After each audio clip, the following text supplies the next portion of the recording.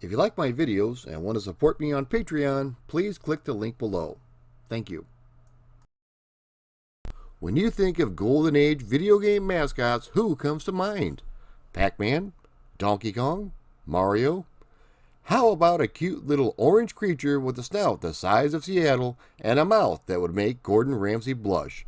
No, I'm not talking about Barbra Streisand. Shut the up.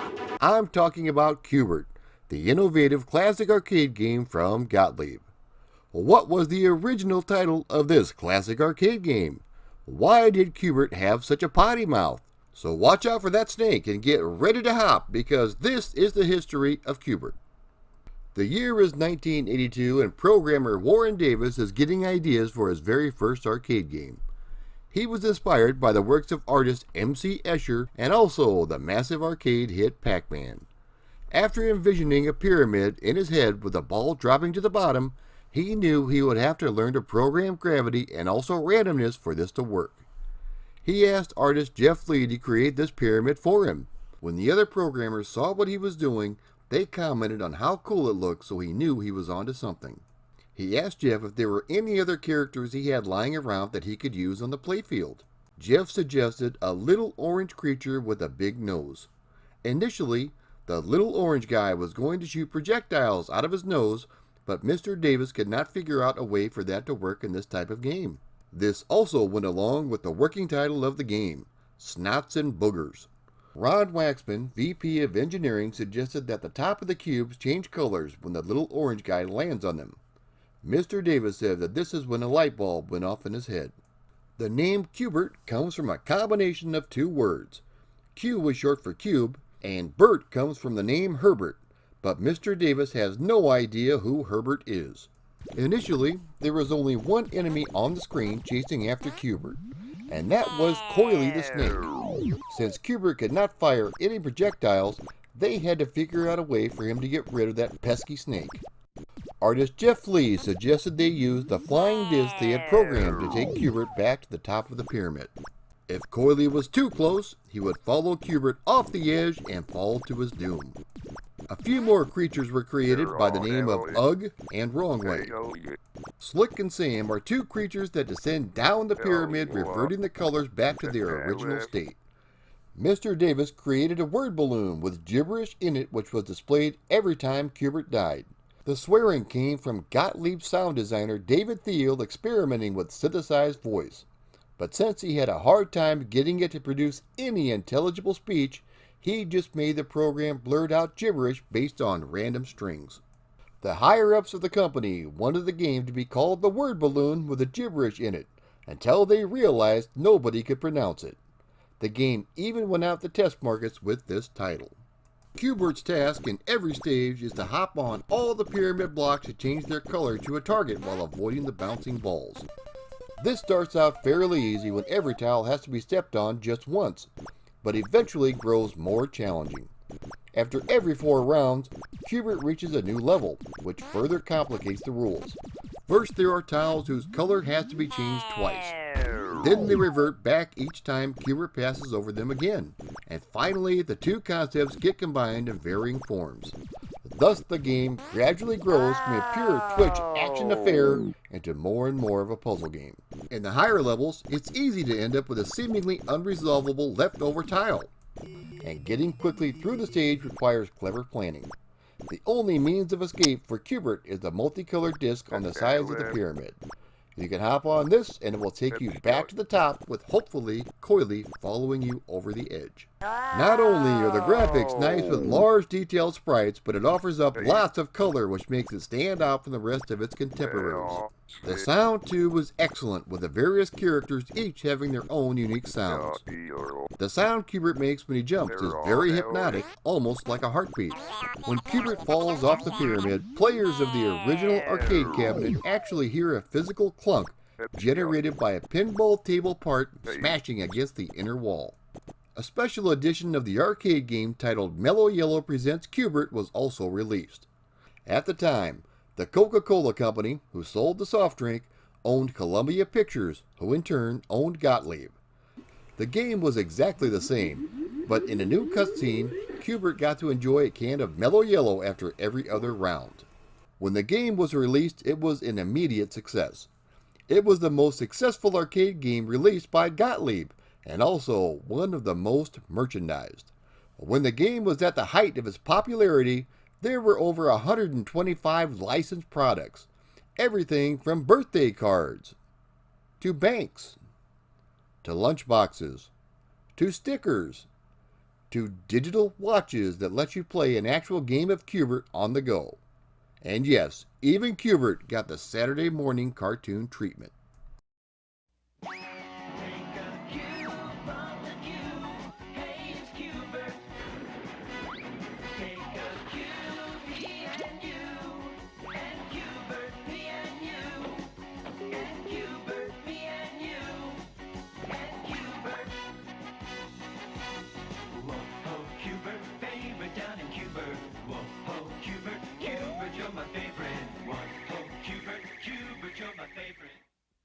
You know an arcade game is extremely popular when it receives its very own pinball machine. The game was titled qbert's Quest and it was released by Gottlieb. From what I can recall as a kid, it was a pretty fun pinball machine to play. With a game as successful as qbert, the conversions were almost a certainty. Parker Brothers snapped up the rights and released the game on a multitude of computers and video game consoles. qbert was one of the most widely cloned games next to Donkey Kong and Pac-Man. In my comparisons, I'm not going to look at any of the clones. Only official ports of qbert are allowed. I'm qbert, and I've got all the right moves. I've got the legs, too. First an arcade game, now my own home video game. I'm ready for anything. Staying away from creeps like Ugg and Coily takes a quick mind and lots of fancy footwork. The longer I hop around, the more they're out to get me. Ugh! When they said fame would go to my head, they weren't kidding. Now for all popular systems. Not easy being qbert, but it's fun. Let's get some of the stinky ones out of the way with the Odyssey 2 version. If your eyesight is comparable to Mr. Magoo's, then this game looks great. For the rest of us, not so much. It looks like qbert is jumping on a bunch of pills instead of cubes. The details on the enemy sprites are way off, with some of them being just lumps of purple. There is also no animation on any of the main sprites. However, the speed of the game is nice and the gameplay does remind you of qbert. Next up is the Atari 2600 version. Considering how the Odyssey 2 version turned out, I didn't have high hopes for this one. This one turned out really good in comparison. At least this time we have somewhat of a pyramid, although with squished colors on top. The sprites are detailed and easily recognizable, but I didn't like qbert's dead zombie eyes. The gameplay is nice and fast, and the sound is very good for the Atari. The Commodore VIC-20 version is up next, and boy oh boy, I wish it wasn't. To be fair, the actual pyramid looks good, although a bit wide, but that's just due to the lower resolution of the VIC-20. The other characters? First of all, there is no animation to speak of. There is also ugly black borders around each of the objects. I was told that the game was rushed, and that would explain why this version came out so terrible. Also, qbert has apparently joined sides with Coily because he's now purple instead of orange. The gameplay is awful, so in my opinion, I would avoid this one at all costs. The ugly just keeps rolling on with the Apple II version. If you ever liked looking at negatives from old photographs, then this is the game for you. There is some extreme color clash going on, with the first level's colors being primarily black and blue. The sound of qbert jumping is reminiscent of somebody farting in a large empty glass bottle. At least this time we get a little bit of animation on the main characters. The Intellivision version is up next and is really well done. The color scheme from the arcade has been retained and the controls feel like qbert. The speed of the gameplay is nice, and so is the sound and music. I'm surprised qbert can see anything with how small his eyes are. The ColecoVision version is what I had as a kid, and it still holds up today. Nice, vibrant colors and responsive controls. You even get a brief cutscene in between each level, just like the arcade game. qbert unfortunately has dead, hollow zombie eyes, but other than that, everything looks great. The music and sound effects are very good. The Atari 800 and Atari 5200 versions are nearly identical. The graphics are very good along with the animation. Again though, qbert has no eyes. The speed of the game is good and the sound effects and music are adequate. The Texas Instruments 99 version is up next and it's an excellent conversion. The animation on the characters are very good and so is the playability. qbert even has eyes this time around. The sound effects and music are good, making this one of the best home conversions. Up next is the Commodore 64 version. While graphically, everything looks great, including qbert's eyeballs. The problem comes with the controls. While not bad, they are just a bit too sluggish and not as responsive as they should be. Everything else is good though, from the animation to the sound effects to the music. Let's take a look at the Game Boy version. Now, who would have thought that a black and white version of qbert would be any good? Rather than do a straight-up conversion of the original arcade game, this one adds extra levels and gameplay features. Now, even though the screen has to scroll so it can fit everything in, the gameplay feels really good. The speed is nice and fast and the animation is good. Even though the colors are in black and white, the gameplay is pure qbert. The Game Boy Color version is very similar to the standard Game Boy release, only this time in lovely color. Controls are nice and tight and the speed of the gameplay is very good. This one features many new levels and is an excellent choice if you're a fan of qbert. The NES version is probably one of the best home conversions.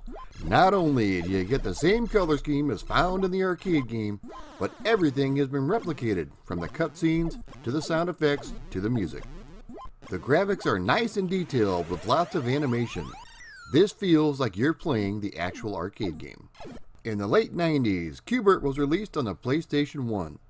This one uses updated 3D polygons for graphics, and it looks really nice. You can also switch back to the standard look, but I really like the new updated version. The game features many new levels and additions to the gameplay. In 2001, qbert was released for the Sega Dreamcast, featuring a similar graphic style to the PlayStation 1 version, but with a bit more emphasis on the cartoon aspect. Also similar to the PS1 release, this one featured new levels and also additions to the core gameplay, including brand new enemies. Aside from the arcade original, this was one of my favorite versions to play. Now let's head back in time to 1984 when people started mastering qbert. They were playing the game for hours on end on a single quarter. The game doesn't get any harder beyond stage 9 and goes on indefinitely. Programmer Warren Davis designed a faster, harder, more challenging qbert, which was named Faster, Harder, More Challenging qbert. Here, the more difficult tile swapping rules get applied much faster and flying discs keep moving along the pyramid border. The enemies now have new patterns and different tricks to learn. The game was never released, but Mr. Davis eventually released the ROMs to the public so that it can be played. He also considers this to be the definitive version of qbert. One other notable release was qbert 3 for the Super Nintendo. Similar to the Game Boy version, this one has larger levels and also new enemies. This game received positive reviews across the board when it was released. qbert has had a bit of a renaissance as of late. He had a pretty memorable part back in 2013's Wreck-It Ralph and also in 2015's Pixels. qbert is definitely an icon. He deserves his standing in the Video Game Hall of Fame right next to Mario and Pac-Man. His innovative design plus his trash mouth made him a memorable character. The gameplay was definitely unique at the time and still holds up today. If you've never tried qbert, give it a go. You'll be glad you did. If you like my videos and want to support me on Patreon, please click the link below. Also, be sure to like, share, and subscribe to my channel. It's the only way it can grow. Thank you for watching.